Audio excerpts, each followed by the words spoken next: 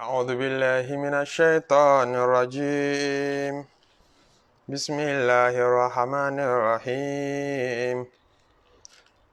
سبحان الذي تعطف العز وقال به.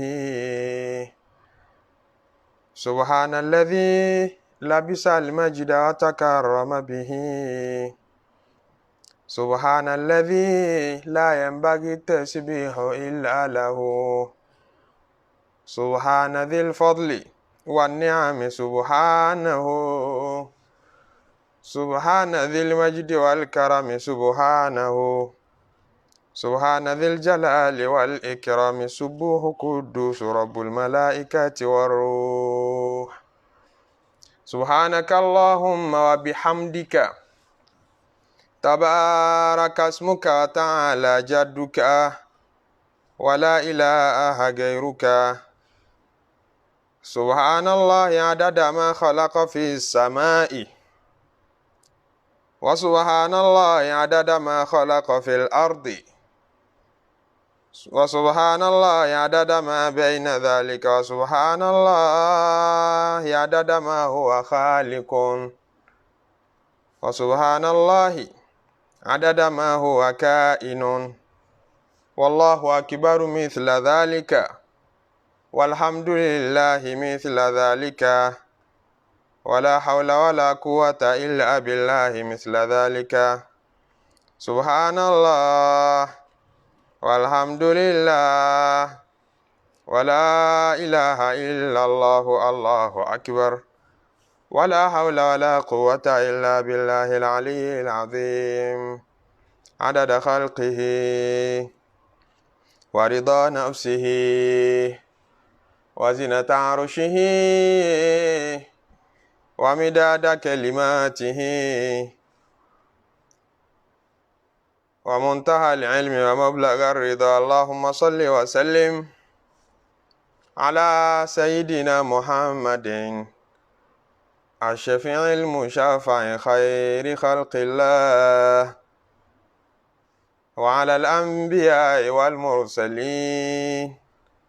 وآلهم وصحبهم آل الله. Akí Ọlọ́run, a dá ọpẹ́ fún Ọlọ́run, a tọrọ ìkẹ́ Ọlọ́run àti ìgẹ́ Ọlọ́run kó bá òjíṣẹ́ Ọlọ́run, olólùfẹ́ Ọlọ́run, àyànfẹ́ Ọlọ́run, ẹni Ọlọ́run ti jújù nínú gbogbo ẹ̀dá Ọlọ́run, Ànábì Muhammadu, tọ́lọ́run fi ṣe ìkẹ́gẹ́ fún wa, tó fi ṣàánú wa, tó fi gbéǹde rẹ̀, bíbí rẹ̀, ìṣẹ̀mí rẹ̀, iṣẹ́ rẹ̀ tó jẹ́, tó fi kẹ́ gbogbo wa, tó fi kẹ́ gbogbo ayé. Àánú lọ́lọ́run ṣe tó fi gbá Ànábì dìde. Ó ní wa ma arsalnaka illa rahmatan lil alamina. Ìkẹ́ la fẹ́ kẹ́ aráyé, àánú aráyé ló ṣe wá, ló jẹ́ agbé Muhammadu dìde. Àánú Ọlọ́run ọba ni, ìkẹ́ Ọlọ́run ọba ni. Ọlọ́run bá wa kẹ́ òun náà, bá wa gẹ̀ òun náà, bá wa lékún ní ọlá níbi tó wà. Òun àti gbogbo àwọn ọmọ ìyá rẹ̀ Ànábì Ọlọ́run, bẹ̀rẹ̀ látòrí Ànábì Adam tó fi dé orí Ànábì Muhammadu, gbogbo àwọn Ànábì Ọlọ́run èyí tó pìtàn wa fún wa àtàwọn tó pìtàn wọn fún wa, àwọn tá a mọ̀ àtàwọn tá a mọ̀ nínú gbogbo òjíṣẹ́ Ọlọ́run, látòrí wọn bá fá tó fi wá kan gbogbo àwọn ẹrúsìn Ọlọ́run tí wọ́n fara gbolẹ̀ fún Ọlọ́run, àwọn olólùfẹ́ Ọlọ́run, àwọn àfáà wa, àwọn òbí wa, gbogbo ẹni tí ń fẹ́ tiwa nítorí Ọlọ́run, gbogbo mùsùlùmí, gbogbo múmìnì, gbogbo olùṣètò Ọlọ́run láyé nínú ọkùnrin nínú obìnrin, akíra wa. Ìkẹ́ Ọlọ́run, Ọlọ́run kó bá gbogbo wa gbé. Assalamu alaikum wa rahmatullahi wa barakatuhu. Gẹ́gẹ́ bí àṣà wa, pẹ̀lú ìdánilẹ́kọ̀ọ́, ìran ara wa létí, ìtara ẹni jí lórí ọ̀rọ̀ Olúwa nínú Suratu Hud. Iná látúbádé ní òní, èyí tá tu wílé ní. Ọlọ́run jú ṣe wá láǹfààní, mọ́jà kan mọ́ wí dálẹ̀, kó ṣe èmi tí ń wí láǹfààní, kó fi tàmálẹ̀ sínú ìgbésí ayé mi, kó fi tàmálẹ̀ sọ́kàn mi, kó fi tún mi ṣe, kó wá wúlò fẹ́yìn tẹ́ ń gbọ́ náà, kó fi tún gbogbo wa ṣe sí dáadáa, ká máa mọ ẹ̀kọ́ náà, ká máa mọ̀ sóore nínú ìgbésí ayé wa. Suratu Hud, òun là ń tọ́ fúnra wa tá nàbí ní ṣayábà tí ní Hudun وأخواتها شيبتني هود وأخواتها البركة هود ọlọ́mọ ṣáà fi bá wa lò táyà tọmọ. ibi abákéwù náà dé níbi tọ́lọ́run ti ń sọ pé ولقد أرسلنا نوحا إلى قومه ولقد أرسلنا نوحا إلى قومه إني لكم نذير مبين ألا تعبدوا إلا الله إني أخاف عليكم عذاب يوم عليم فقال الملأ الذين كفروا من قومه ما نراك إلا بشرا مثلنا وما نراك اتبعك إلا الذين هم أراذلنا بادي الرأي وما نرى لكم علينا من فضل بل نظنكم كاذبين قال يا قوم أرأيتم إن كنت على بينة من ربي وآتاني رحمة من عنده فعميت عليكم أنلزمكموها وأنتم laha karihun.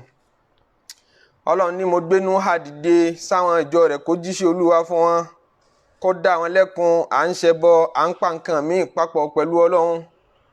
Ànábì Núhù ó jíṣẹ́ fún wọn, a ti tọ eléyìí ní fúnra wa níjẹ̀ẹ́jọ́. Ọlọ́run wá ní faqala al-mala'u alladhina kafaru min qawmihi,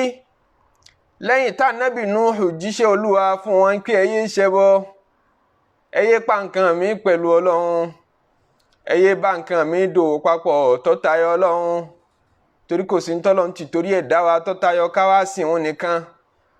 Nígbà tó jíṣẹ́ Olúwa fún wọn, ó jẹ́ ní jẹ́jẹ́, ó jẹ́ ní gbangba. Ó ní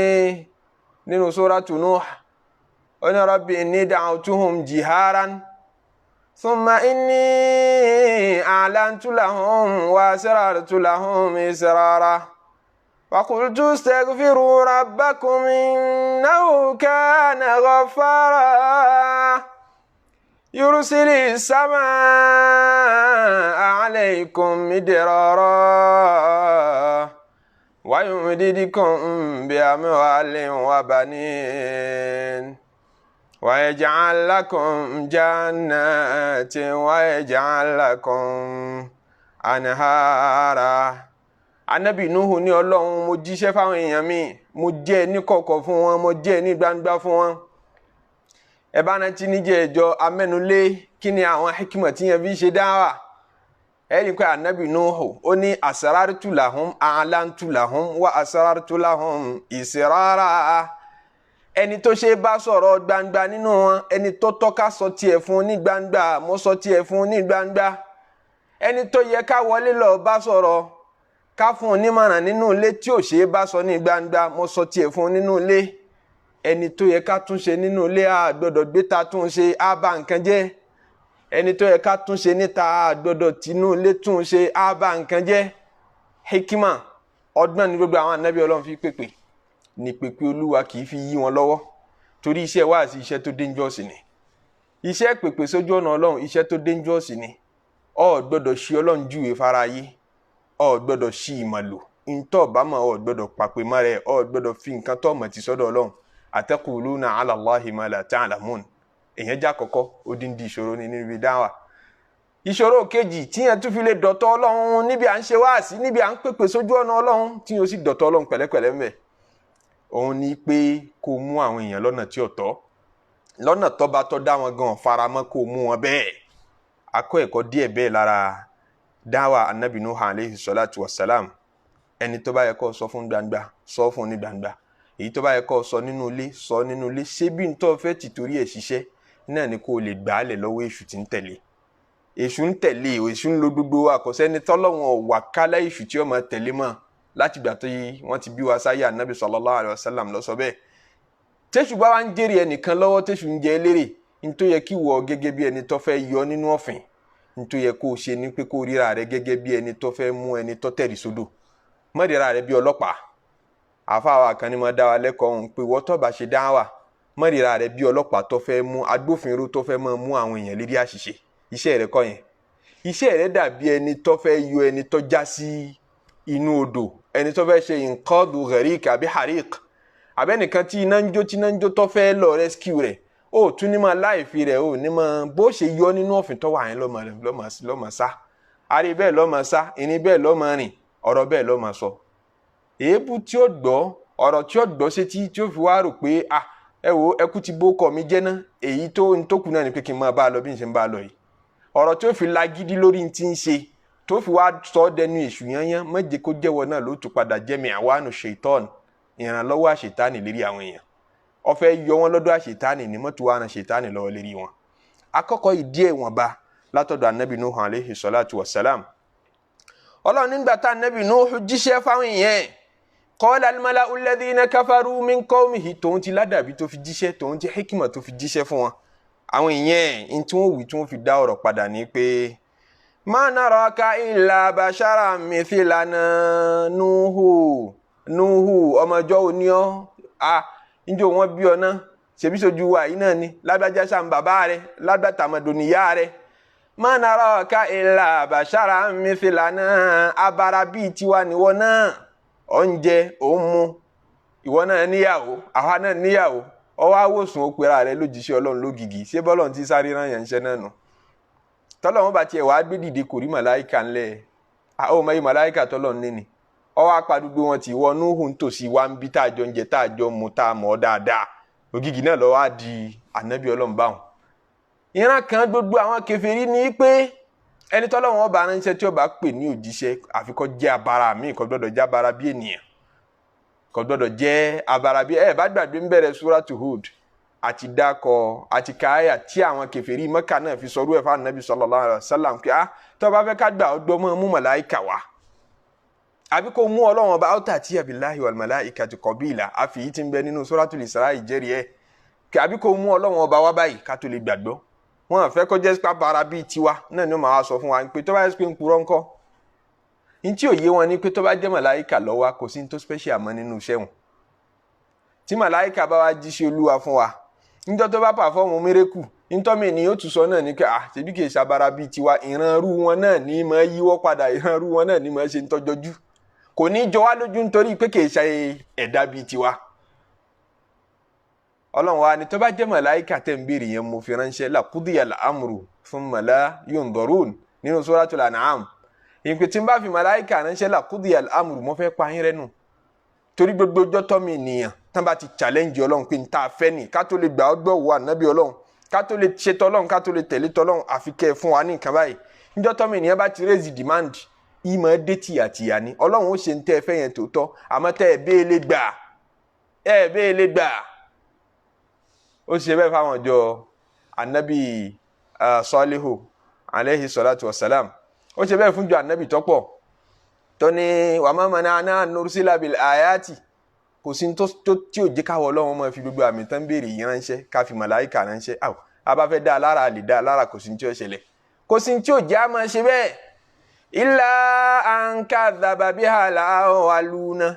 tó tí ò jẹ́ á ṣe bẹ́ẹ̀ ni pé àwọn ẹni ìṣáájú tó ti béèrè gbogbo àwọn àmì yẹn nígbà tá a fi ránṣẹ́ sí wọn ò ti torí ẹgbà fọlọ́run.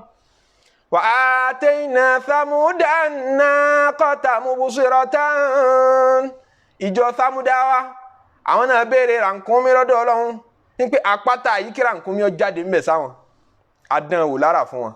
àwa ni ó ti wá jáde ó di kan jẹ́gbẹ́ sí i lọ́rùn, yóò mọ̀ fíjọ́ kan mú mi ní lodò ńjọ́ náà, ńjọ́ kejì lẹ́yìn ó tó lodò, òun ó mọ̀ dá odò lọ ńjọ́ kan, gbogbo aráàlú ó mọ̀ lodò ńjọ́ kejì.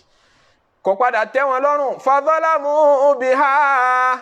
wọ́n padà ṣàbòsí fún rànkúnmí olúwa, wọ́n pa. Mama nursilu bil ayati la takhawifa, ọlọ́run ní kò sí ti máa mú wa gbé àwọn àmì tó tóbi bẹ́ẹ̀ ránṣẹ́ tó tayọ pé a fẹ́ dáyà já ọmọ ènìyàn.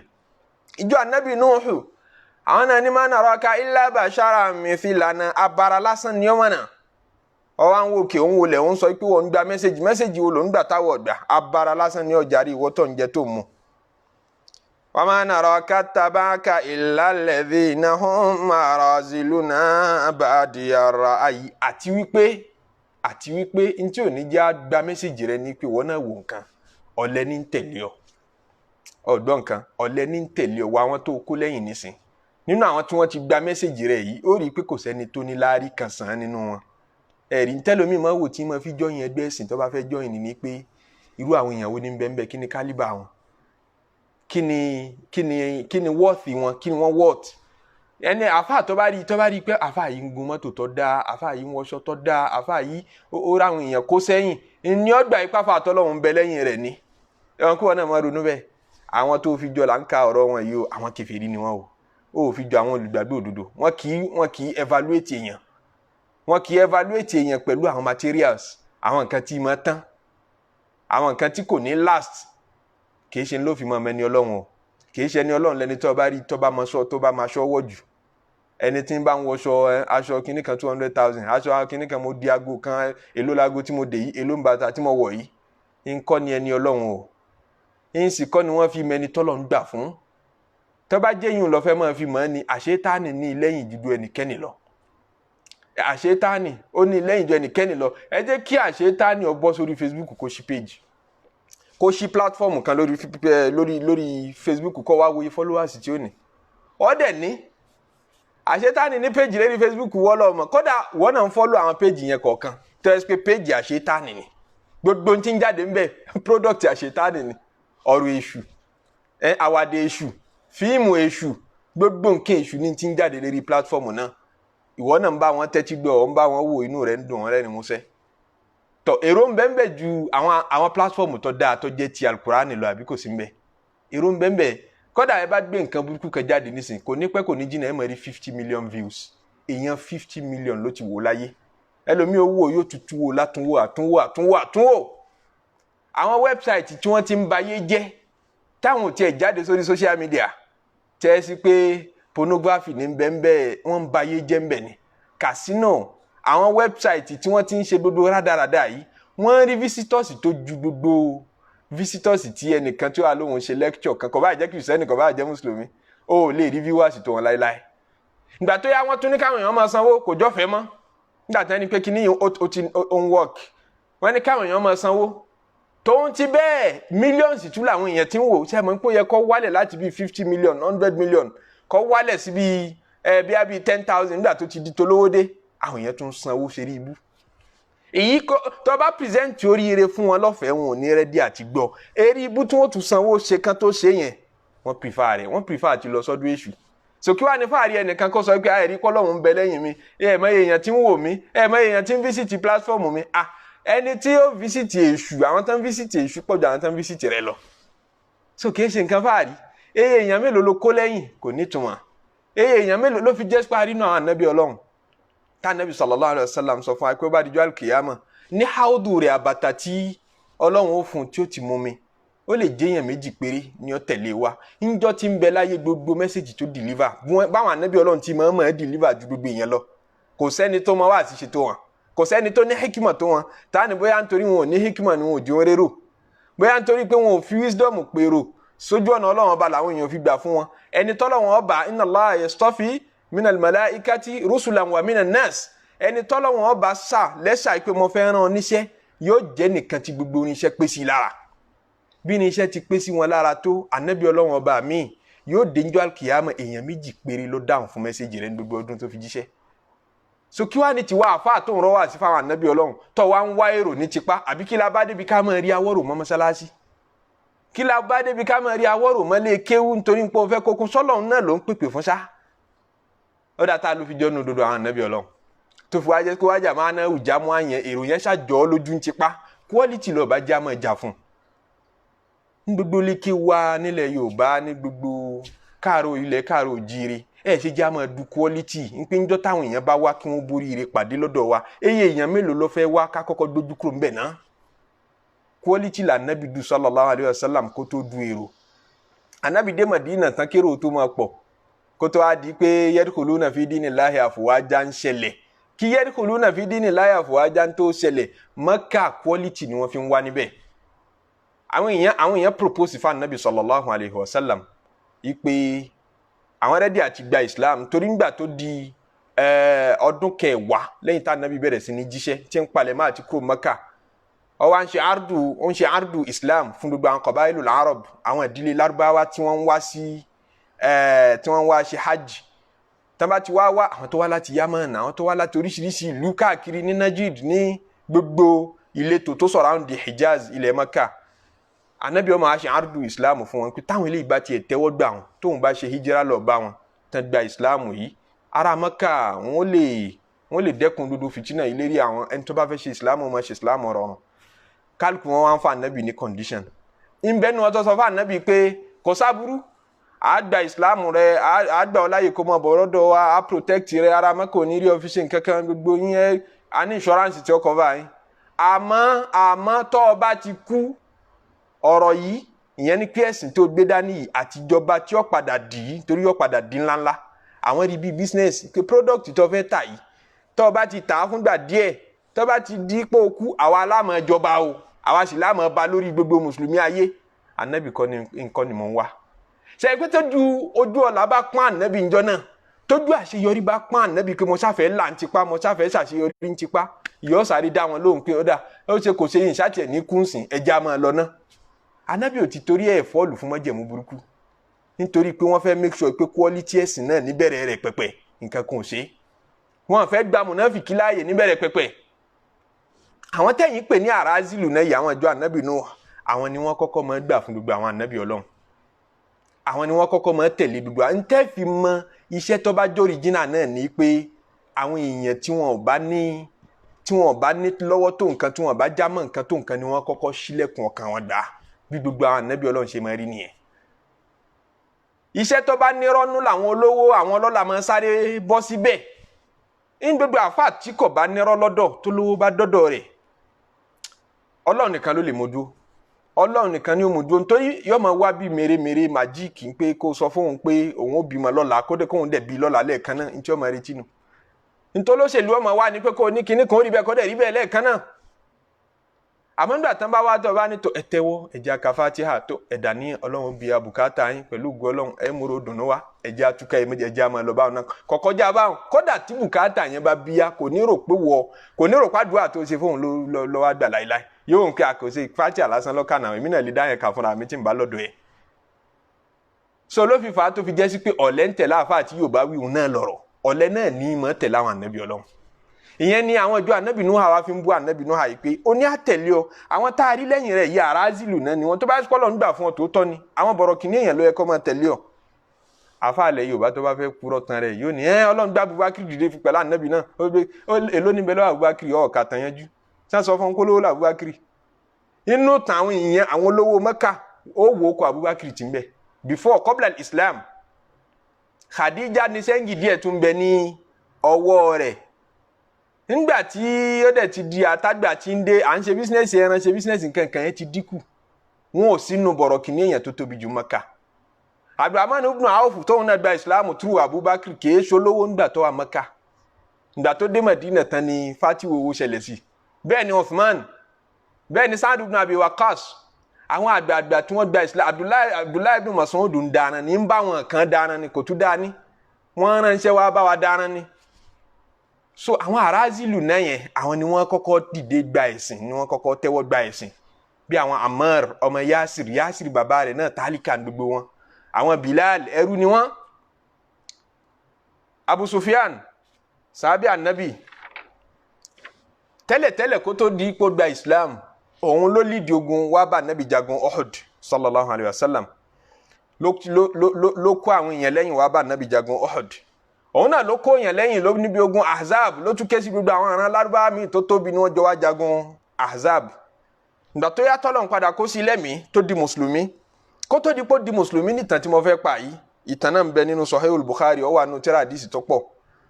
wọ́n ló travel lọ sílẹ̀ Sham nígbà tán ṣe ń bá ànábì jagun lọ́wọ́ àwọn ànábì ń bẹ Madina ó wá travel lọ sílẹ̀ Sham torí bẹ́ẹ̀ wọ́n sábà máa bá bísínẹ́sì lọ ìgbà tó lóun dé ilẹ̀ Sham àwọn tí wọ́n ń darí ilẹ̀ Sham tí wọ́n jẹ́ lọ́balọ́ba bẹ̀ nígbà náà àwọn Kristẹni ni wọ́n àwọn ọmọlẹ́yìn Kristi ni wọ́n àwọn ọba tán bá jẹ nílẹ̀ Sham ni wọ́n máa ń pè ní Herakl ó wá bá Herakl pàdé Heraklu ló ránṣẹ́ sí wọn pé mo gbọ́ pé àwọn Lárúbáwá kan láti ilẹ̀ Hijaz ilẹ̀ Mẹ́kà wọ́n wá ṣe business ńlẹ̀ yìí ẹ jẹ́ n rí wọn mo lọ́rọ̀ bá wọn sọ mò ń dúró ẹnìkan nílùú wọn ń pè ń pè rẹ̀ lánàbí Ọlọ́run ṣe wọn pé àwọn Kírísítẹ́nì kàwé ìwé Olúwa kan ti wáyé rí táwọn ń stọ́dì ó fẹ́ pé ẹ̀sìn wọn náà ti dàrú ó ti dàrú wọn lọ́wọ́ àmọ́ wọ́n ṣàtìẹ̀ rí fìrìfìrì kíní ń jọ́lọ́run wọ́n sì mọ̀ pé kò yẹ kí wọn máa ṣẹbọ ọ̀rọ̀ tún lè yé àwọn ṣáájú àbí ju àwọn kèfèrí lọ ó wá ní kí wọ́n pe Abu Sufyan wá àti gbogbo àwọn tí wọ́n jọ wá láti ilẹ̀ Mẹ́kà mo fẹ́ bá wọn sọ̀rọ̀ nígbà tí ó sì gbédè wọn ta ló gbọ́ èdè Lárúbáwá tẹ̀rùjùmánù kan tí ó máa tú gbogbo ọ̀rọ̀ tí wọ́n bá ń sọ mo fẹ́ bá wọn sọ̀rọ̀ mo tú tí n bá ń sọ àti n tá bá ń sọ fún mi. ó ní ta ni ọkùnrin kan dìde láàrin yín wọ́n sọ pé ń pè rẹ̀ lójíṣẹ́ Ọlọ́run ta ló bá tán nínú yín ta ló mọ̀ rí nínú yín àwọn èèyàn náwó sí Abu Sufyan pé ẹni tó súnmọ́ jù náà ní nínú gbogbo wa fámìlì kan náà ni wọ́n ìran kan náà ni wọ́n ìlú kan náà ni wọ́n. Abu Sufyan wá dìde ó ní gbogbo ọ̀rọ̀ tí mo fẹ́ bi ọ́ yìí Heraklu ń sọ bẹ́ẹ̀ fún gbogbo ọ̀rọ̀ tí mo fẹ́ bi ọ́ yìí mi ò fẹ́ kó fi kankan purọ́ fún mi ń bẹ̀ o mo fẹ́ kó sọ bó bá ti rí gbogbo ẹ̀yin tẹ́ ẹ sì jẹ́ yòókù rẹ̀ tí ń bá ti ń ṣì sọ ẹ̀ máa já ọ yẹ máa tú fún mi mo fẹ́ bi ọ́ láwọn béèrè kan pa ẹni yìí nípa Nabi sallallahu alayhi wa sallam ẹ máa wo àwọn clever questions tí Heraklu béèrè ó ní kayfa nasabuhu fikum ẹni tí ń pèrè lánàbì yẹn báwo ni ìran rẹ̀ láàrin yìí qultu huwa fina dhu nasab gbàtàn tí ní ó mọ̀ kúrọ́ tán tí ní ká Abu Sufyan ó mọ̀ kúrọ́ ṣe ń pé abáńjà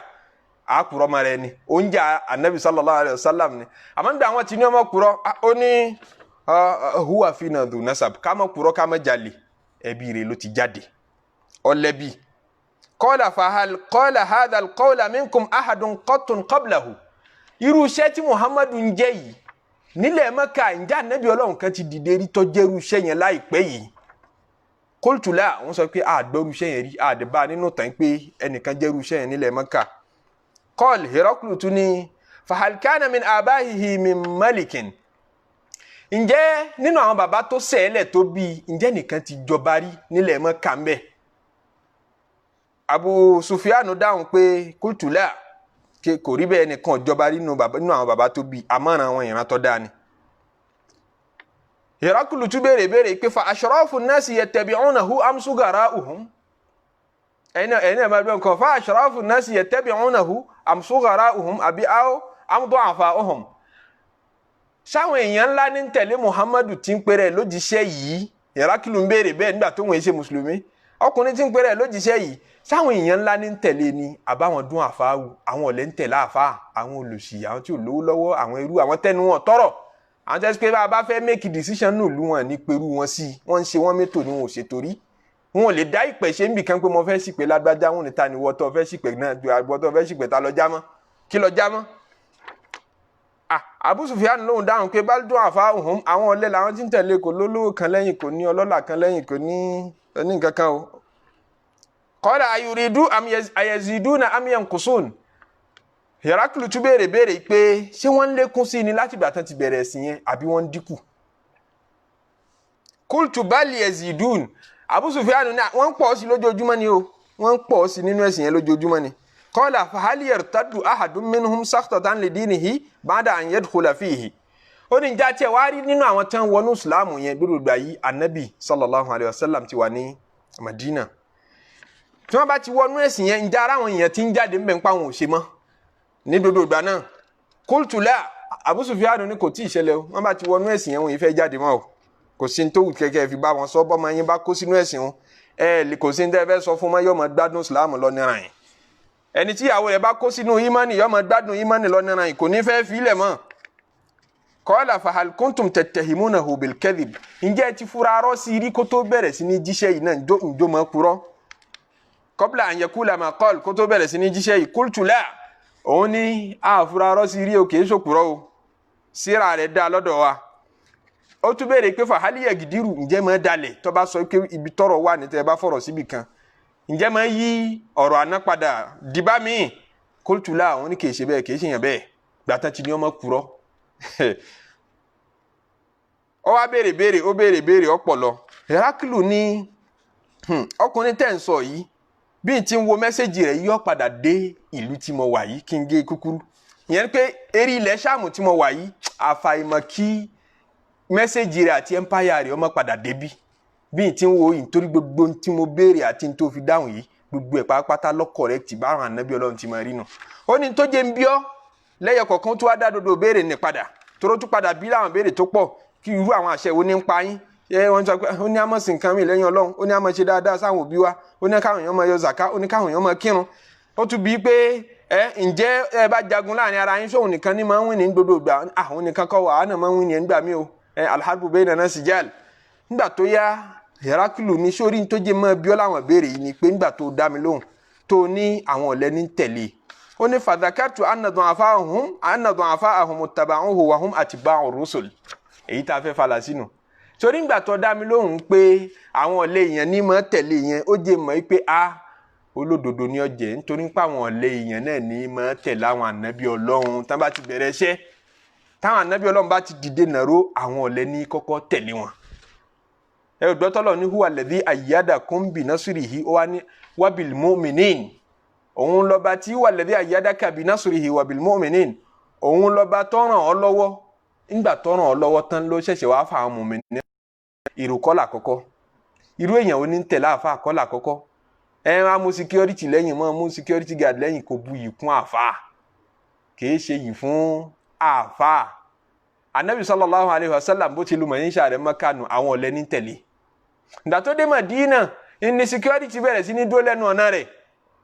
nígbà àwọn èèyàn security máa ṣọ́ ẹnu ọ̀nà rẹ̀ wọ́n ṣe bẹ́ẹ̀ fúngbà díẹ̀ fún Ọlọ́run lọ́sẹ̀ndì àyà sáà anabi pé náà wallahu ya'simuka minan nas èyí tí wọ́n ṣọ́ ọ̀hún tó jó ní wọn lọ kí wọ́n lọ lé kí wọ́n lọ sùn torí wọ́n máa ṣe tàná wùwù ni wọ́n máa gbaṣẹ́ lọ́wọ́ ara wọn yóò ti lẹ́ni tí ó ṣe náìtì lálẹ́ yìí yóò ti lẹ́ni tí ó ṣe dé yóò lẹ́ni tí ó fúnra ara wọn náà wọ́n yára wọn ń ṣe yẹn láti mọ protect anabi Ọlọ́run sọ àyà kalẹ̀ pé wallahu ya'simuka minan nas Ọlọ́run yóò mọ fún rẹ̀ ṣọ́ yọ̀ǹda wọn kí wọ́n máa lọ lé alẹ́ ẹjọ́ tí àyà ní sọ̀kalẹ̀ náà là anabi sọ fún wọn pé ẹ máa lọ Ọlọ́run ti ṣàdéhùn pé wọ́n máa sọ mi báwọn anabi Ọlọ́run ti máa rí nìyẹn wọ́n dẹ̀ mọ́ wá lé example kalẹ̀ fún gbogbo ẹni tó bá fẹ́ rìn náà wọn kì í ṣe haramu kí yóò ní security o kìí ṣe haramu kọ́lọ̀ ń kó àwọn ọlọ́lá àwọn alázìkí kókó tìyàn o kìí ṣe haramu ó lè rí bẹ́ẹ̀ o Ọlọ́run lè ṣe bẹ́ẹ̀ fún yàn àmọ́ àfa àtọ́jú ẹ bá ń pọ́n ńlá ń sọ abẹ́ni tí ń fi yẹn jọ́ọ̀jì pé mo fẹ́ mọ̀ ṣáfà lẹ́nu yìí ni sọ́lọ́ ń gbà fún ni àbí ọgbà fún kó máa wo dèdè èrò tí ń bẹ nílé kéwú ẹ̀ dèdè èrò tó kójọ ló fi hàn ká Ọlọ́run gbà fún lágbájá kò túmọ̀ gbà fún rárá bí Ṣètánì bá wálé ayé yóò lérò lẹ́yìn jù bẹ́ẹ̀ lọ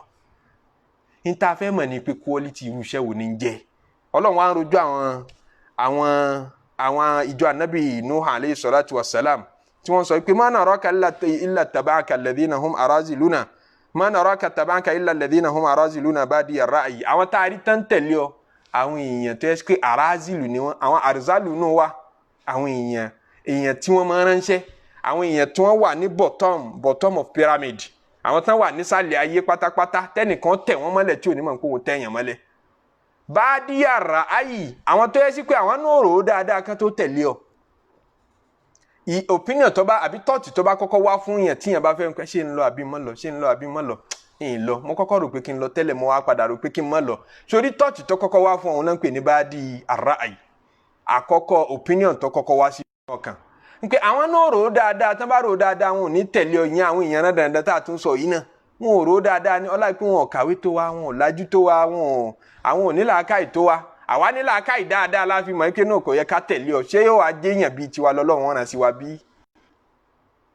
àwọn ìjọ anabi Nuh alayhi salatu wa salam ń sọ bẹ́ẹ̀ àwọn àfọ̀n tafsiri kan ní ẹ mọ̀ tù bá wọn.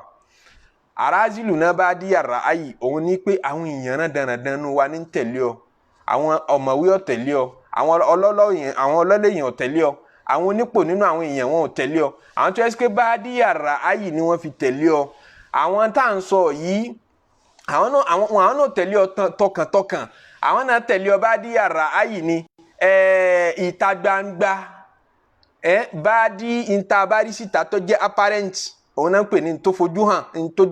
tó wà ń ta òní báàdì àwọn náà tẹ̀lé ọ bá dí yàrá ayì ní apparent ìta wọn lásán ló tẹ̀lé ọ tí yàn máa rí sójú pé wọ́n ń tẹ̀lé ọ inú wọn ò tẹ̀lé ọ tí wọ́n jẹ ni wọ́n ń wá àwọn elébi ní tẹ̀lé ọ túmọ̀ rẹ̀ nù. nǹkan sọ ààrẹ èèyàn gidi lẹ́yìn rẹ̀ inú àwọn tí ń tẹ̀lé ọ náà ebi ní ń pa wọn àwọn náà ò fi tọkàntọkàn tẹ̀lé ọ. àwọn tafsiri kan ní rárá wama nara tabaka illa alladhina hum wama naraka tabaka illa alladhina hum araziluna ba'di ar-ra'yi ìtumọ̀ rẹ̀ ní pé àwọn taari tí wọ́n ń tẹ̀lé ọ àwọn yẹn náà aráàzìlù náà èèyàn yẹpẹrẹ ni wọ́n nínú wa àwọn náà sì ní bá dí ara ayé ń pa pé wọ́n léèyàn yẹpẹrẹ òun ẹnìkan níjiyàn tí wọ́n bá ti rúrú aṣọ tí wọ́n wọ̀ yóò ti mọ̀ pé èèyàn yẹpẹrẹ làwọn eléyìí wọn ò nítumọ̀. Ìfojúdi wọ́n fojú di àwọn ẹni rè, wọ́n fojú di àwọn olùgbàgbọ́. Wáàsí tá a tún mú jáde ńbẹ̀ ni pé ẹ má jẹ́ àfojúdi yàn, ẹ má jẹ́ àfojúdi yàn, ẹ má jẹ́ àfẹsẹ̀ kọ lára àwọn ẹ̀dọ́ Ọlọ́run tí wọ́n bá dá. Ó tiẹ̀ pàtàkì jùlọ àwọn tí wọ́n bá lẹ́ni tí wọ́n máa fẹjọ́ sùn. Ẹnìkan tí ó fẹjọ́ rẹ̀ sùn, ẹni tí ò ní jọ́ọ̀jì lọ́rẹ̀ẹ́, ẹni tí ò lọ́lọ́pàá lọ́rẹ̀ẹ́, kò mọ yan kankan. Bọ́ bá yàn jẹ ọ̀yàn jẹ gbé, bọ́ bá tẹ̀ mọ́lẹ̀ yọ fọ́ pátápátá ọ̀tẹ̀ gbé. Ó ní mọ̀ ipò ọ̀tẹ̀ nkankan mọ́lẹ̀. Irú àwọn èèyàn tó bá rí bẹ́ẹ̀ tó bá pa á lẹ́kún bóyá jálábàárù eléyìí báyìí lọ sọ fóun pé ó fóun ọba ní rárá 150 máa fún ẹ tó fẹ́ gbà yẹn ti pọ̀ ju 200 naira lọ fẹ́ gbà,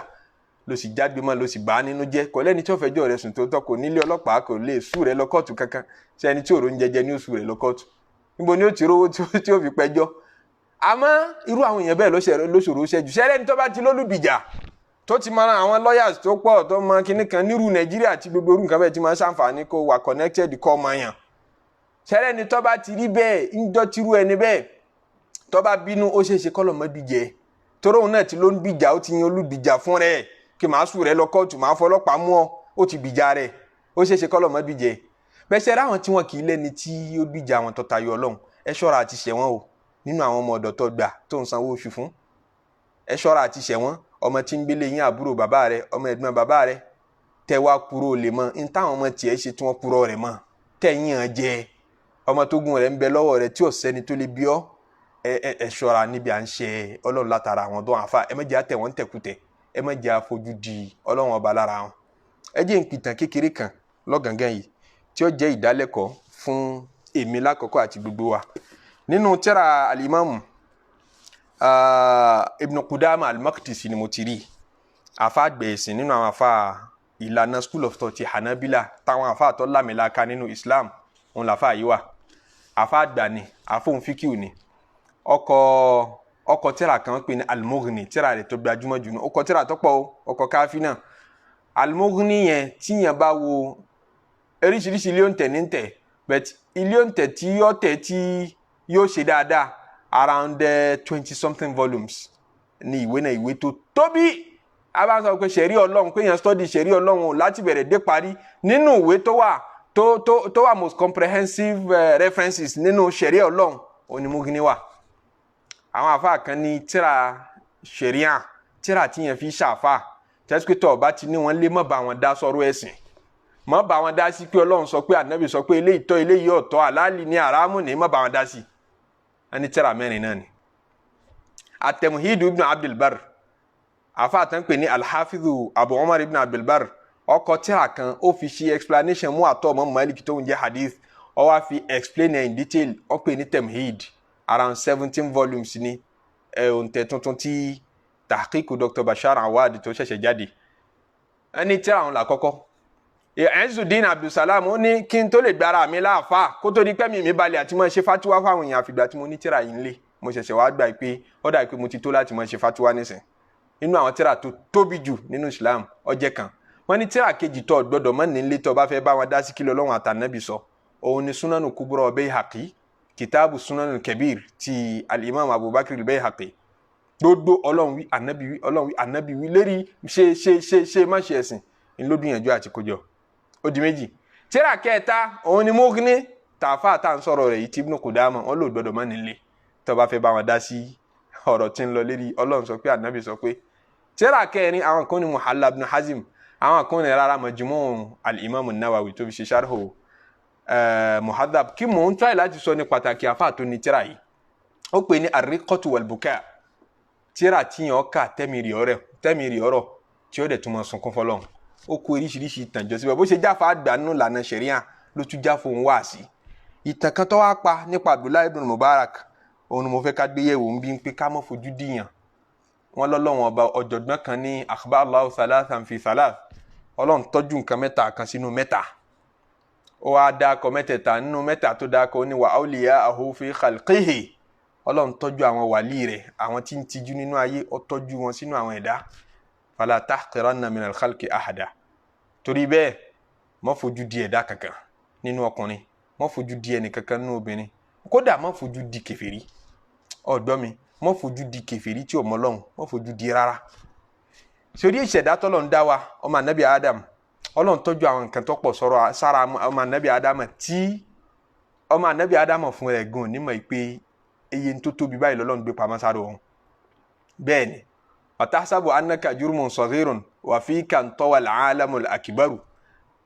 nbẹ nu èèyàn tó yẹ sí pé tó bá pa lẹ́kún tó bẹ ilé tó mi jẹ ojú bá jáde tó bá banújẹ́ lérí ọ̀rọ̀ rẹ̀ n tó dùn ọ̀rọ̀ rẹ̀ ó dẹ̀ máa bàjẹ́ kìí sòun kọ palẹ̀ mọ́ pé kó burú fún ọ kọ mọ́ pé yóò burú fún ọ òun náà máa ti ń gbénu òun kò gbọ́dọ̀ banújẹ́ sí nǹkan tó bá dáa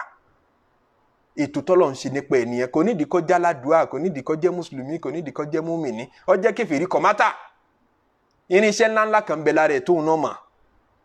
ìwọ tó ń pààyàn lẹ́kún jayé tó ń ṣe bó mọ jẹ ó mọ mú jẹ lọgbẹ ó mọ mú jẹ bẹ́ẹ̀ lọgbére ó mọ bàyàn ló kọjẹ ó mọ sọ̀rọ̀ sí yàn kò sẹ́ni tó lè ṣàì lójútì sí nǹkan ń bẹ lára ẹlòmíì tó ẹsẹ tó bá rí bànújẹ́ rẹ̀ tó bí ilé bànújẹ́ ọkọ̀ọ̀sẹ̀ lọ́dọ̀ Ọlọ́run ọkọ̀ọ̀sẹ̀ láyé ọkọ̀ọ̀sẹ̀ lálùkìyàmọ̀ àfi ká máa ṣọ́ra tá a bá ń bá yàn sí kódà tó fi mọ́ ẹranko Ọlọ́run tọ́jú àwọn ọ̀rẹ́ rẹ̀ sínú àwọn ẹ̀dá rẹ̀ fala tahqiranna minal khalqi ahadan má fojú di ẹ̀dá kankan Abdullahi ibn Mubarak ó ní mo lọ ilẹ̀ Mẹ́kà òun ló pìtàn rẹ̀ afáàgbà ní Abdullahi ibn Mubarak akẹgbẹ́ fún ni fáwọn ọmọ Malik akẹgbẹ́ ni fáwọn Sufyanu Thawri Sufyanu ibn Uyayna àwọn bẹ́ẹ̀ lọ tó bá àwọn sàhábí láyé ó bá wọn láyé ó kíw lọ́dọ̀ àwọn tó kíw lọ́dọ̀ àwọn sàhábà nàbì ó wá já fún wáàsí ó sì já fún fíkíw ó ní qadimtu Makkata mo délùú Mẹ́kà fa idha an-nasu qad qahatu min al-matar òun rí i pé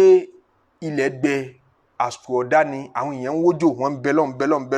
wọ́n ń wá òjò wa hum yastasqawna fil masjid wọ́n wà nù mọ́ṣáláṣí Ọlọ́run àbẹ̀wọ̀ wọ́n bẹ́lọ́n òjò. wa kuntu fin nas mimma yali baba bani Shayba òun náà wà láàrin àwọn èèyàn jọ́nà táwọn èèyàn ń ṣàdúrà ní kíkan Ọlọ́run à ń fẹ́ òjò ilẹ̀ gbẹ púpọ̀ kò sí nǹkan jẹun ẹ̀yà pé tílẹ̀ bá ti gbẹ tó jòrọ̀ gbogbo nǹkan oko náà ní wù àwọn dábàá tẹ́ǹsì náà máa kú Ọlọ́run má pa wá rẹ́ báyìí rọ̀jò fún wa kálukú ń sunkún sọ́dọ̀ Ọlọ́run. Abdullahi ibn al-Mubarak lèmi náà wà láàrin àwọn èèyàn mo wọnú mọ́ṣáláṣí haram Maka mo wọbẹ̀ láti ilẹ̀kùn kan tán pè ní Babu Bani Shayba òun wà rà lọ jókòó síbi kan idh aqbala ghulamun aswadun lòun bá rí ọmọkùnrin kan ọmọ dúdú ni ẹrú ni ìyẹn ó ti mọ̀ pé ẹrú ni tíyẹn bá rí ẹkún wọn máa dẹrú mọ̀ láyé ìjọ táwọn èèyàn ń ṣòwò ẹrú kò lè múra bí ọmọ lábí níbo ló ti fẹ́ rówó rẹ̀ so òun rí tọkùnrin náà dé ọmọ kékeré ni ghulamun aswadun ẹrú dúdú tún ni pẹ̀lú kìí ṣe èèyàn pupa túmọ̀ dúdú tí wọ́n fi ròyìn rẹ̀ yẹn túmọ̀ pé status rẹ̀ nílẹ̀ Lárúbáwá bìlò Áfíríkà ni èèyàn dúdú èèyàn bá ti jẹ́ èèyàn dúdú bí ìgbà pé kò wọ́ ti kò bá àwọn èèyàn tó jẹ́ normal kò bá wọn dọ́gba òun ló bá dé alayhi qit'ata khayshin thumma atazara bi ihdahuma ó wọṣọ ìkísà méjì ó fi kan oró kan bí ìró ó dé ní bàǹtẹ́ wa alqal ukhra ala atikihi ó gbé kejì lérí èjìká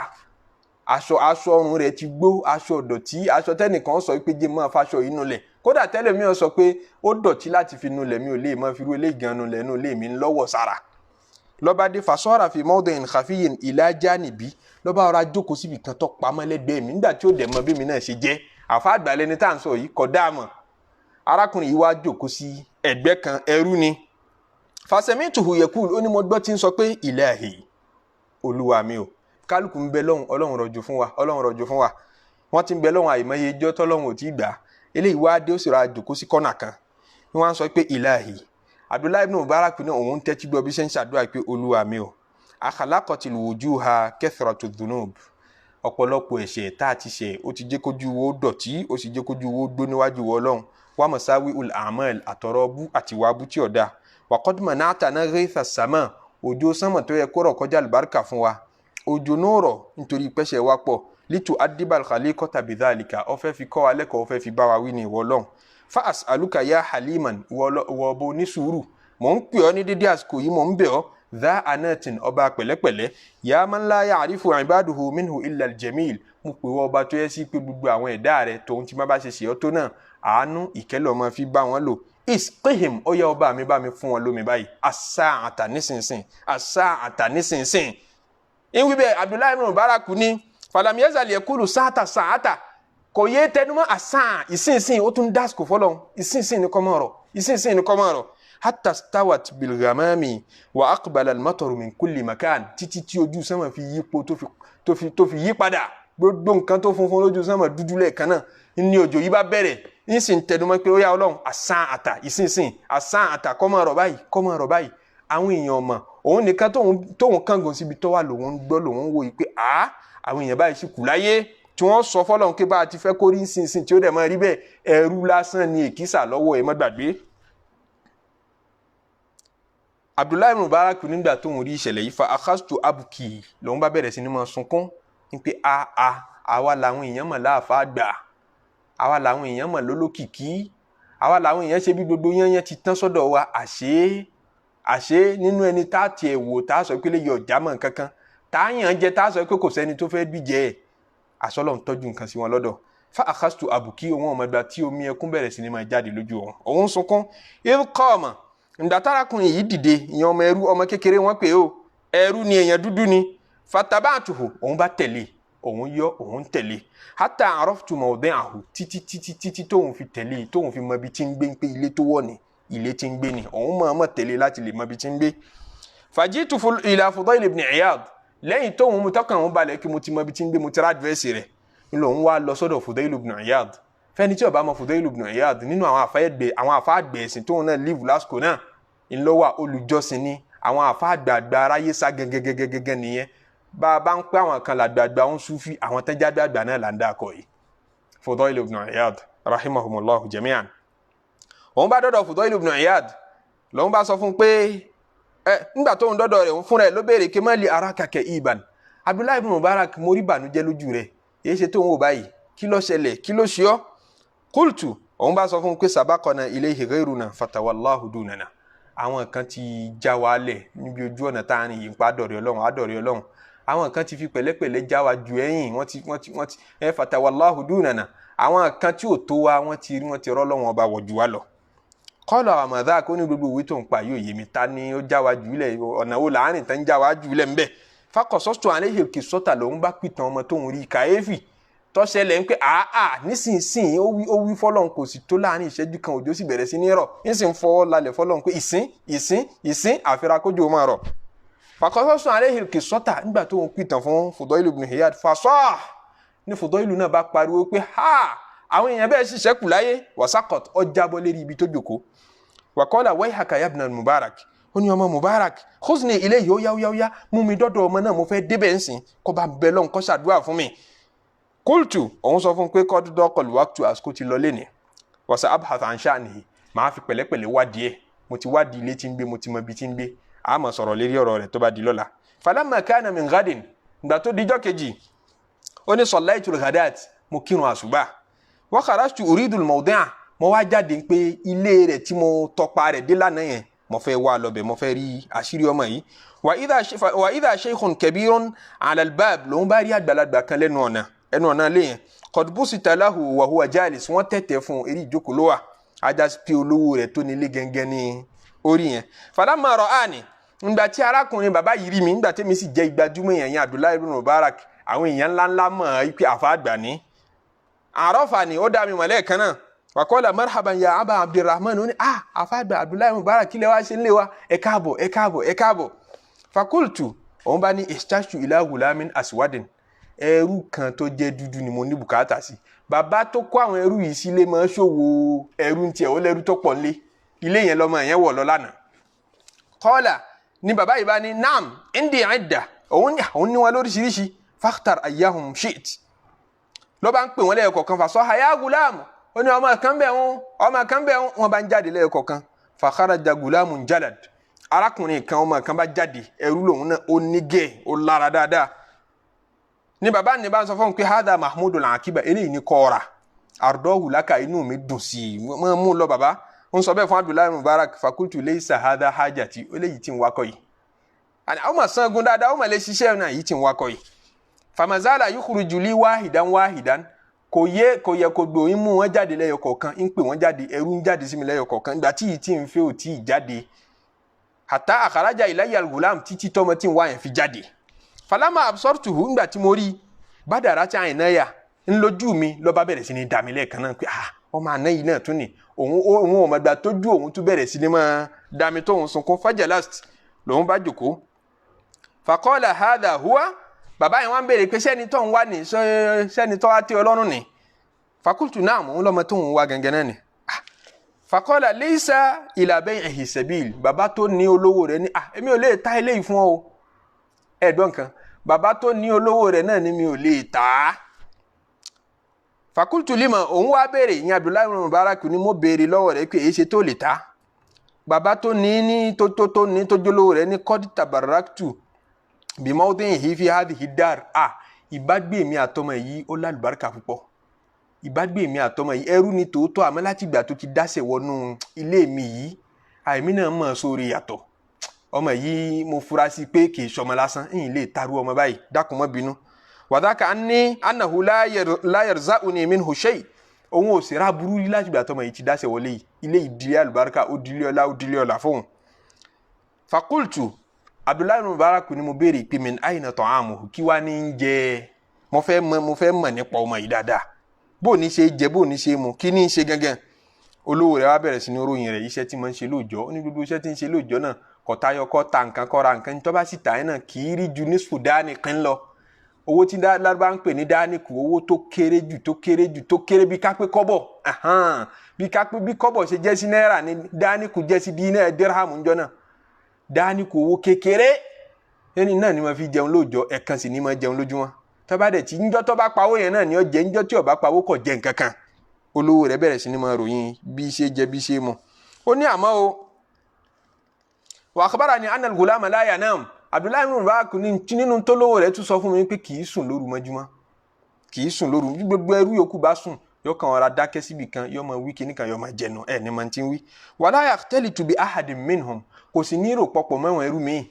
pé mo fẹ́ lọ́rẹ̀ ń tipa mo tún fẹ́ wá connected mo tún fẹ́ mọ̀yàn mo fẹ́ mọ lọ́ọ̀yà kan mo fẹ́ mọ justice kan nítorí ìjọ táwọn èèyàn bá yàn mí jẹ mo fẹ́ ní kíní kan ọlọ́pàá kan lọ́rẹ̀ mo tún fẹ́ ní kíní kan mo fẹ́ gbogbo wàhálà yìí yẹn kọ̀ wá káàkiri ṣebí ń bí àwọn wá ọ̀rẹ́ tipa náà láti ń gbọ́dọ̀kúgbọ́ láti ń rírikúri láti ń dá ṣàkàṣà àṣẹ lọ́hùn gbogbo ọjọ́ tá a bá kójọ tá a bá ń sọ̀rọ̀ pẹ̀lú ọ̀rẹ́ tá a ń dá para tá a ń ṣàwàdà a dá para tọ́lọ́wọ́n ọba ọ̀fẹ́ a sọ tọ́lọ́wọ́n ọba ọ̀fẹ́ ó ní fàkánà la yaxtalitu bi ahadin minhum kì í rò pọ̀ máwọn èèyàn muhtamun bi nafsihi tààrẹ̀ tó rán láìfi rẹ̀ ní máa fojoojúmọ́ wá kì í wá láìfi òun láìfi bó lòun ó ṣe dá ajẹgbẹ́ òun lọ ní ń wá kì í ṣe pé kí ni lágbájá ṣe kí ni lágbájá jẹ ẹtúgbọ́n tí lágbájá sọ waqad ahabbahu qalbi olówó rẹ̀ ní àmọ́ fẹ́ràn ọmọ yìí púpọ̀ ara ẹ̀ balẹ̀ fakultu lahu òun bá sọ fún un pé ọmọ tó ló lè ta fún mi yìí ansọ́rìfù ìlà Sufyanu Thauri ṣọ́ṣà máa fà gbà tán pé Sufyanu Thauri olóhùn mọ̀ wọn dúró rẹ̀ ṣé kí n wá padà sọ́dọ̀ rẹ̀ wà ìlà Fudail ibn Iyad ṣó sì máa fà gbà tán pé Fudail ibn Iyad mo ti ròyìn ọmọ yìí fún gbogbo wọn náà dẹ̀ ti ń retí ẹ̀ ṣé kí n wá padà sọ́dọ̀ wọn kí n sọ fún wọn pé ìwọ olówó rẹ̀ ò rẹ́dí àti tà á fún mi olówó yẹn náà ní àwọn àfàgbà làwọn tẹ́ dákọ̀ yìí ó bá jẹ́ bẹ́ẹ̀ kò sábúrú inna mamshaka indi kabir ìgbésẹ̀ tó gbé wá bá mi ya Abdullahi ibn Mubarak ó tóbi púpọ̀ lójú mi ó kún mi lójú fakhudhu bimashi tó bá rí bẹ́ẹ̀ ẹ máa mú lọ mo gba kádàrá àmọ́ mọ̀ ìyá mo nífẹ̀ẹ́ rẹ̀ púpọ̀ àgbà ó ti dáṣẹ̀ wọlé mi yìí albarka wọnú lé mi qala fashtaraytuhu Abdullahi ibn Mubarak ní mo wá ra ọmọ náà mo ra irú yẹn wa akhastuhu nahwa dari Fudail mo wá mú dání intention mi ní pé kí n máa mú lọ sílé Fudail ibn Iyad lẹ́ẹ̀kan náà ti ń retí ẹ̀ àwọn àfáàgbò olùjọsìn táwọn èèyàn ti dámọ̀ pẹ̀lú ìjọsìn nìyẹn táwọn tó mọ̀ pé àwọn kan bẹ táwọn èèyàn dámọ̀ tó yẹ sí pé law aqsama ala Allahi la abarrahu tí wọ́n bá sọ fọ́lọ́run pé níta ń fẹ́ ni kò ní dọ̀la tọ́lọ́run ó fi máa ṣe é lẹ́ẹ̀kan náà Ànábì ló sọ bẹ́ẹ̀ ń pé rúbà ash'atha aghbara mélòó èèyàn tí aṣọ ọrùn rẹ̀ dọ̀tí àdìsí tí wọ́n Mùsùlùmí gbà wá ni o ash'atha aghbara irun okùn mọ́ lérí ẹ̀rùn kí bò lélẹ̀ ìṣeré rádaràda ẹ̀ máa fojú rádaràda wò ó madfu'un bil abwabi kódà àwọn òní jẹ́ owó wọn ní fún access níbi táwọn èèyàn bá ń dé access kílẹ̀ yín wá ẹ padà ta ló pè yín ni wọ́n máa fi bá lòdodo bí tó bá dé kò lè dá sọ̀rọ̀ kò lè ṣì pẹ́ kò lè ṣe kán àmọ́ law aqsama ala Allahi tó bá sọ fọ́lọ́run pé bí mo ti fẹ́ ni la abarrahu ọlọ́run dẹ̀ dá lóhùn ní kété tó bá ti bọ́lọ́run sọ̀rọ̀ Ànábì ni ẹ ṣọ́ra fúnru wọn ń bẹ nínú èèyàn ọmọ yìí Abdullahi ibn Mubarak wa mú dání lẹ́yìn lọ sílé Fudail ibn Iyad famashaytu sa'atan ó ní mo wá rìn fún ìgbà díẹ̀ idh qala li ya mawlaya ńlọmọ yìí bá ní ọ̀gá ó ní ya mawlaya ọ̀gá mi ó pè mí qultu labbaik òun dá lóhùn pé labbaik mo dá lóhùn lẹ́ẹ̀kan náà ńlọba yọ ọmọ náà lẹ́nu ó ní la taqul li labbaik wọ́n sọ fún mi pé labbaik àmọ́ ń ká torí tí ń jẹ́ labbaik àánú èdè Lárúbáwá fáfàdé tí ọba kéwú ẹ rí i pé àwọn alálàájì máa ń sọ labbaik Allahumma labbaik labbaik la sharika laka labbaik innal hamda wan ni'mata laka wal mulku la sharika laka ìtumọ̀ labbaik ni pé mo jẹ́ ọ ẹ̀jẹ̀ ara mi ń dá ọ lóhùn omi ara mi ń dá ọ lóhùn gbogbo ara mi mo fi ń dá ọ lóhùn ìṣẹ́mí mi mo fi dá ọ lóhùn gbére kìí ṣe ìdálóhùn ẹ̀kan ìdálóhùn tó ládéhùn nù ni ìpè ọlọ́run mo dá ọ lóhùn nísìnyí ń sì máa dá ọ lóhùn lọ gbére gbogbo ìgbà tó bá ń pè mí ìtumọ̀ làbẹ́ẹ̀kà ni ló fi fà á tẹ́sí pé ọlọ́run ọba là máa ń lò fún téèyàn lásán bá ké sí wa nàámù láàwì àmọ́ tọ́lọ́run bá ké sí wa á ní làbẹ́ẹ̀k mo dá ọ lóhùn ìdálóhùn lẹ́yìn ìdálóhùn gbogbo ìgbà ìdálóhùn ayérayé àwọn ọmọ mi náà tún máa dá ọ lóhùn wọ ọlọ́run ọba ìtumọ̀ làbẹ́ẹ̀kà nù ó má déhùn dání àwọn lọ́balọ́ba wọn tún máa ń lò fún nílẹ̀ Lárúbáwá so bí ọmọkùnrin tó jẹ́rú ìṣe wa pé Abdullahi ibn Mubarak òun ò mọ̀ ìpàṣírí òun ti tú sí Abdullahi ibn Mubarak lọ́wọ́ kò dẹ̀ mọ́ ti ń wá lára òun ó ṣáàrí pé ẹnìkan wá ra àwọn lẹ́rú ń sì mú òun lọ bìkan ẹ bóun ṣe wá pé ya mawlaya ẹjọ́ ọ̀gá mi bóun ṣe pé ẹjọ́ ọ̀gá mi lọ́ba dáhùn pé labbaik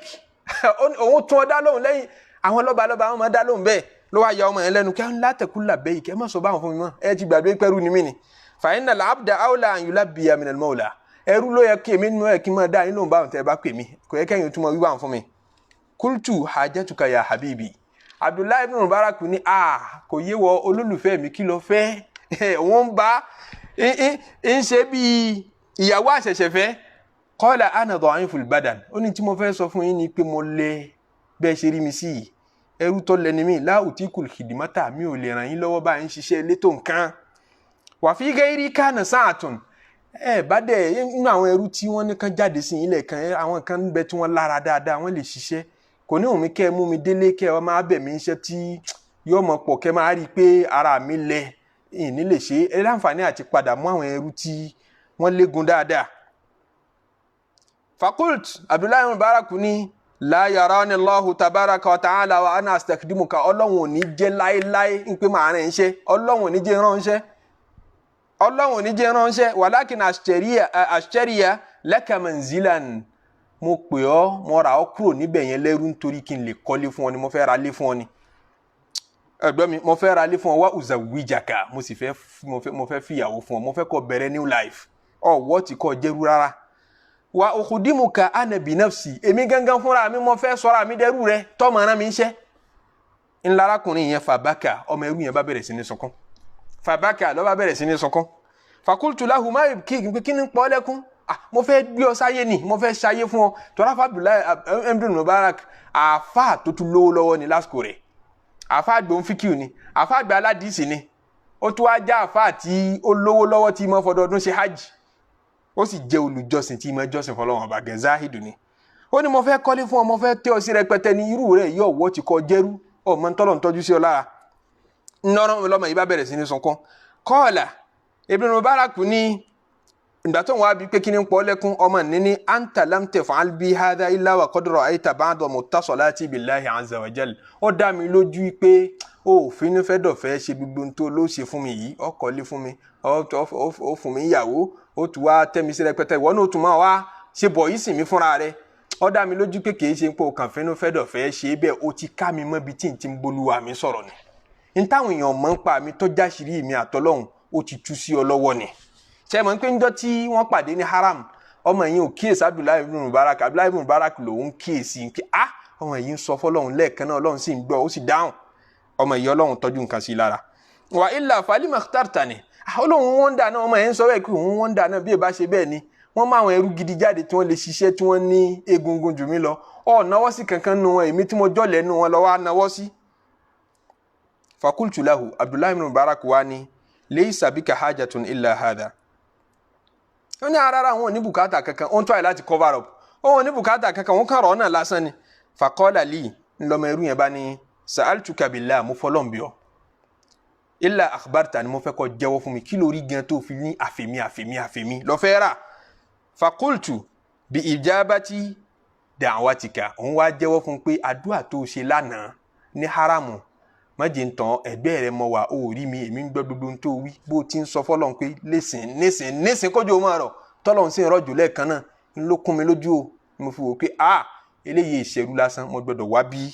ń ṣe dọ̀rẹ́ eléyìí mo gbọ́dọ̀ wá bí ń ṣe dalájọṣe rẹ̀ ni mo fi tọpa rẹ̀ lọ bí tó ń gbé ni mo fi padà wálé ní láti wá ra lọ́wọ́ ọ̀gá rẹ̀. faqala li ńlọmọ ẹrú ní bá ń sọ pé lamma dhakartu lahu dhalik nígbà tó ń jẹ́wọ́ fún tó ń pìtàn fún ó ní ahsabuka insha Allah rajulan salihan mo fẹ̀mí sí pé bí wọn náà ṣe wáyé ní ire kan lọ́jẹ̀ ń sọ bẹ́ẹ̀ fàbíláì ibn Mubarak ó ní bàbá ẹ̀mí mi wà ń bi pé ẹni ire kan lẹ́yìn náà jẹ́ inna lillahi ta'ala khiyaratan min khalqihi àbí inna lillahi khiyaratan min khalqihi ọlọ́run ọba ní àwọn ẹ̀ṣà nínú àwọn ẹ̀dẹ́ àwọn tó fi wọ́n pamọ́ sínú ọkùnrin sínú obìnrin ọmọdé àtàgbà tọ́lọ́run ọba ṣe wọ́n lẹ́ni ẹ̀ṣà tí ó dẹ̀ jẹ́wọ́ wọn fara ayé tí ò jẹ́ kára ayé ọmọ wọn ó ní la yakishifu sha'nahum illa liman ahabba min ibadihi kì í tú wọn láṣìírí àfẹnitọ́ bá nífẹ̀ẹ́ sí jù ní túmọ̀ tú wọn láṣìírí fún ẹni tó bá dẹ́ni ire mọ̀ òun náà jẹ́ ni ire ni ẹ gbọ́ mi ẹni tó bá jẹ́ ni ire tọ́lọ́run bá tún àṣírí ẹni ire sí ọ tó fi wá discover ẹni ire tó dẹ̀ sí mú ọlọ́run nífẹ̀ẹ́ ìwọ náà débì kan ni ló fi dẹ́ni ire mọ̀ ẹni ire ní mọ ipasẹ̀ ẹni ire tọ̀ ẹ ṣe mọ̀ pé Abu Jahal àbí ká sọ pé Abu Lahabi bó ṣe jẹ́ fámílì ànábì tó sallallahu alayhi wa sallam níṣojú rẹ̀ wọ́n fi bí ànábì ẹni tán tójú rẹ̀ bí ànábì sallallahu alayhi wa sallam tó tún wá gbógun tì í ṣe mọ̀ pé Muhammadu lòun rí lára rẹ̀ kò rí Rasulu Rabbil Alamin kò rí lójú sí olúwa ọba àlekè ọlá tó dá sánmà àtilẹ̀ bẹ́ẹ̀mi rẹ̀ ṣe ń ra ànábì ní òjíṣẹ́ ọlọ́run kò rí yẹn rárá lára ànábì ìntì rí lára ànábì ní pé Muhammadu tán bí ń jò ní ọmọ jò ní ńlá máa wá tẹ̀lé ìntì rí lára ẹ̀ nù ẹni rí ni máa rí yẹn lẹ́ni rí ẹni tọ́lọ̀ ń bá tọ́jú nǹkan sí lára lòun náà mọ̀ discover ẹni rí lọ́mọ òun fi sọ fún Abdullahi ibn Mubarak pé tó fi mú ọ discover mi tọ́lọ̀ ń fi tú mi láṣìírí fún ọ ajá sí pé wọ́n náà jẹ́ ni rí ni. wala yudhiru alayhim illa man irtada ọlọ́run kì í tú àṣírí ẹni rí àfífẹ́ ni tó bá fẹ́ yọ́nú sí. faqala li ńlọmọ ẹrú yìí bá tún sọ fún mi Abdullahi ibn Mubarak náà ní narrate story lọ́wọ́ ó ní tara an taqifa alayya qalilan ọ̀dà nígbà tọ́rọ̀ wá rí báyìí dákun torí ọlọ́run ibi tá a bá ìrìn dé yìí mo fẹ́ kó mọ́ṣáláṣí kan bẹ́ẹ̀ nítòsí wọn ó ní mo fẹ́ kó dákun yọ̀ǹda mi fún ìṣẹ́jú díẹ̀ kọ́díbákì yàtọ̀ aláyé àrọ́kà átún minal bariha àwọn aráka mélòó kan bẹ tó yẹ kí n yẹn bi tahajjudi lálẹ́ ànámọ́júmọ́ tí gbèsè rẹ̀ ń bẹ lọ́rùn mi jẹ́ ń dá a padà nínú mọ́ṣáláṣí yìí náà ká tó máa tẹ̀síwájú nù rìn. Qultu hadha manzilu Fudayl qarib Abdullahi ibn Mubarak ní òun sọ fún pé ilé Fudayl ibn Iyad tá ń lọ náà ní nítòsí àti fẹ́ẹ́ débẹ̀ yìí tó fi mọ́ ṣàlù alákìrún bí ọmọ lọ kí tá a bá ti wọnú ibi tá ń lọ àti fẹ́ẹ́ débẹ̀ ó ní qala la ó ní rárá hahuna ahabu ilayya ìyá yín mo ti fẹ́ kí ìyá yín lọ tẹ́ mi lọ́rùn. Fadakhala min babil ba'atil masjida famazala yusalli ló bá wọ mọ́ṣáláṣí ló bẹ̀rẹ̀ sí ní máa kírun hatta ata ala ma arad títí tó fi kí dèdè ntọ́fẹ́. Abdullahi ibn Mubarak ní mo jòkó mò ń retí rẹ̀ pé yóò ṣe tán tó bá ṣe tán àmọ́ lọ. Faltafata ilayya ńlọ bá bojú omi lẹ́yìn tó kírun tán. Faqala ya Aba Abdurrahman ó ní baba Abdurrahman hal min haja ǹjẹ́ ní bùkátà kan ìbéèrè yín ò yé òun kí ǹjẹ́ ní bùkátà bò ó ti ní ta agree tó bá ti kírun tán tó fẹ́ kí ó níbi tá ń lọ ọmọ tẹ̀lé mi lọ ní àjọsọ wa ṣé mo ní bùkátà báwo wa qultu òun wá dá lóhùn pé wàlímà kí ló mìíràn báyìí ṣé mo ní bùkátà. Qala ẹrú ní bá dáhùn pé li anni uridu al-insiraf nítorí pé mo ti ṣetán àti máa lọ. níbo ló ń lọ òun béèrè pé ìlà ayn níbo ló ń lọ. Qal ó ní ila al-akhirah mo ti fẹ́ lọ bọ́lọ́wọ́n ọba mi. Faqultu Abdullahi ibn Mubarak ní la tafal má ti lọ dákun ó bẹ̀rẹ̀ sí ní máa bẹ́ẹ̀ dání usarra bika jẹ́ ìrí dùnú látara rẹ̀ mo fẹ́ bá ọ ṣe jù báyìí lọ má ti fàyélẹ̀. Faqala li lọ́ba sọ fún mi pé kayfa tatibul hayat kí ló túkù tí ó tó fẹ́ dùn mọ́ nínú ayé bó ní ṣe máa lólé ayé tí túmọ̀ ara dùn bẹ̀ mọ́. haythu kanatil mu'amalatu bayni wa baynahu ńjọ́ táyé ń bẹ ní adùn ayé ń bẹ láàrin mi àtọ́lọ́wọ́n ọba mi nìkan tẹ́nìkan ò discover mi tẹ́nìkan mọ̀ mí lẹ́nìkan lẹ́ni eré kan tẹ́nìkan fojú ńláńlá kan wò mí rí ayé dùn ń jọ náà nígbà tó ṣẹ́kù láàrin mi àtọ́lọ́wọ́n ọba tó láṣìírí pé ẹni mi ní. àmọ́ fa ama ibi tọ́lá àtàn àlẹ́ ìhà ìgbà tọ́lọ́ ti tú mi láṣìírí sí ọlọ́wọ́n pé tí n bá ṣàdúrà lẹ́ẹ̀kan náà ní máa ń gbà yìí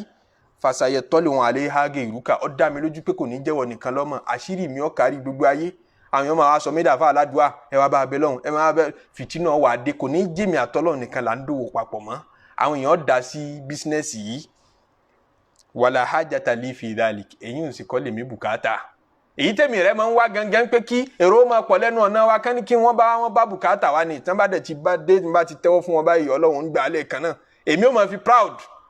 èyí sì máa ní ó yẹ máa kọ́ kalẹ̀ ń pa mí pété lẹ́ẹ̀kan náà tí n bá ti ṣàdúrà ní máa gbà àwọn ẹni rẹ̀ gẹ́gẹ́ ni wọn kì í fẹ́ káwọn èèyàn mọ̀ pé aládùúà tí máa gbà làwọn onígbà tọ́lọ̀ ti tú mi láṣìírí ilé ọlọ́wọ́ yìí ó dá mi lójú pé ẹnu rẹ̀ ò ní bò èèyàn tí ó tara rẹ̀ mọ̀ kò ní jẹ́ díẹ̀ wọ́n fẹ́ máa lọ bọ́ lọ́wọ́ ọba mi thumma kharra li wajhihi Abdullahi ibn Mubarak ní kété táwọn sọ̀rọ̀ náà ló dorí kodò ló ṣe sùjúdù ló forí kanlẹ̀ fọlọ́hún faja'ala yaqul ló bẹ̀rẹ̀ sí ni máa sọ pé ilahi Ọlọ́run ọba mi o aqbidni sa'ata ó yá mú mi sọ́dọ̀ ńsìn ó yá mú mi sọ́dọ̀ ńsìn ó yá mú mi sọ́dọ̀ ńsìn lòun ọba gbọ́hùn rẹ̀ mọ́ nígbà tó yá fadanawtu minhu lòun súnmọ́ pé kí ló ṣe fa'idha huwa qad mat lòun bá rí nǹkó ti kú fa wallahi láti gbà náà mo fọlọ́n búra ma dhakartuhu qattun òun ò lè rántí rẹ̀ pé experience tóun experience láàrin ijọ́ kan sí ijọ́ kejì yẹn gbogbo ọjọ́ tóun bá rántí illa tala huzni ìbànújẹ́ máa kọlu òun ní gbígbà pé òun ju òun pé Ọlọ́run mọ̀ láwọn ẹni eré tó fi dára sínú ayé wa saghurati dunya fi aini gbogbo ọjọ́ tóun bá ti rántí rẹ̀ báyìí ìní ayé máa kéré lójú òun kíkí la wà mọ́yà sí nísìn wọ́n fẹ́ mọ̀ mí lọ́tún wọ́n fẹ́ mọ̀ mí lósì mo fẹ́ lókìkí mo fẹ́ tẹ́rẹ̀ rẹ kárí ayé àwọn èèyàn ń bẹ tí wọ́n pamọ́ tí wọ́n sì níláárí lọ́dọ̀ Ọlọ́run ju gbogbo àwọn tó ń wò tí wọ́n tán wá gbajúmọ̀ pẹ̀lú gbogbo all cost àti all prices yìí lọ. ìtàn yìí al-imam ibn Qudama al-Maqdisi kánú àwọn akéwì Sheikh Abdul Qadir Jilani ni òun ló kọ sínú ar-Riqqatu wal-Buka àwọn ìtàn bẹ́ẹ̀ ló kójọ sínú tírà yìí. al-imam Abubakar ibn al-Jawzi òun náà fi tàn yìí sínú Safwatu Safwa kì í ṣe ìtàn àròrísọ nítorí jámù tàn yìí wá alukur'ani la túdé bẹ́ẹ̀ ń bi àwọn tí wọ́n fẹ̀sùn kàn Nábì Nuh àti àwọn tó tẹ̀lé pé ma naraka ittaba'aka illa alladhina hum araziluna badiya ra'yi àwọn èèyàn náà dandan lárí tí ń tẹ̀lé ọ àwọn ọ̀lẹ́ ń tẹ̀lé àfa àwọn ni wọ́n wò wọ́n lọ́lẹ̀ àwọn tó yẹ sí pé Ọlọ́run yọ́nú sí jù Ọlọ́run nífẹ̀ẹ́ wọn ju dúdú ẹnikẹ́ni lọ